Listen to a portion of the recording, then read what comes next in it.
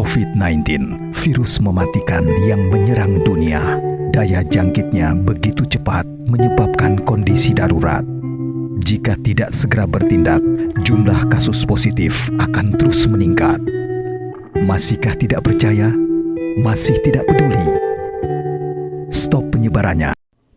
Assalamualaikum warahmatullahi wabarakatuh. Perkenalkan, nama saya Azzatun Nurulaili dengan NIM 21013110126. Di sini saya akan berorasi tentang ketahanan nasional pada masa era pandemi COVID-19 yang terjadi di Indonesia pada saat ini. Pertahanan negara tidak lepas dari spektrum ancaman baik militer maupun nirmiliter yang dihadapi dan upaya yang dilakukan untuk mengatasinya. Senada dengan hal tersebut, ketahanan nasional dimaknai sebagai daya tahan bangsa dan negara dalam menghadapi tantangan multidimensional dalam agenda kepentingan nasionalnya. Secara umum, terdapat 8 elemen yang mendukung tercapainya ketahanan nasional Indonesia. Dalam deskripsi dari Astagatra Ketahanan Nasional, yakni meliputi aspek geografis, kekayaan alam, demografis, ideologi, politik, ekonomi, sosial budaya, serta pertahanan keamanan. Ketahanan nasional Indonesia mengalami tantangan baik internal maupun eksternal. Tantangan saat ini adalah pandemi coronavirus COVID-19. Secara global, COVID-19 merenggut hampir 700.000 korban jiwa.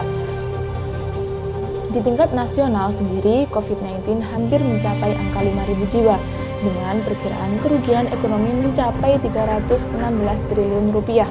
Sementara di sisi lain, COVID-19 tidak hanya memunculkan ancaman kesehatan masyarakat dan ekonomi, namun juga ketahanan pangan.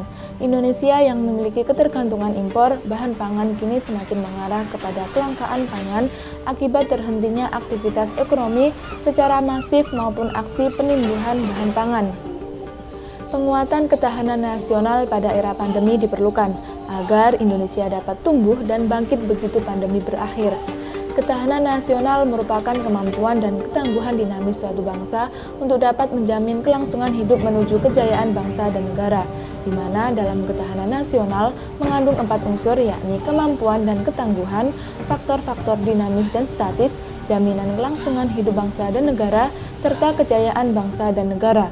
Oleh karena itu, sejumlah langkah penguatan ketahanan nasional pada era pandemi diantaranya adalah pelaksanaan vaksinasi yang harus mencapai 3 juta orang per hari. Perluasan keterlibatan elemen masyarakat dalam kegiatan vaksinasi bukan hanya pada tingkat pusat, tetapi juga pada tingkat provinsi, kabupaten atau kota, serta desa. Vaksinasi mewujudkan kekebalan imunitas dan normalitas kesehatan masyarakat hingga percepatan pemulihan ekonomi. Ketahanan nasional adalah sebuah kondisi dinamis yang berisikan ketangguhan. Artinya, kita harus tangguh berasaskan keuletan dan juga kemampuan diri sebuah bangsa untuk menghadapi segala bentuk ancaman dari dalam dan luar bidang apa saja. Jadi, kita harus tangguh di bidang politik, ekonomi, sosial, dan budaya.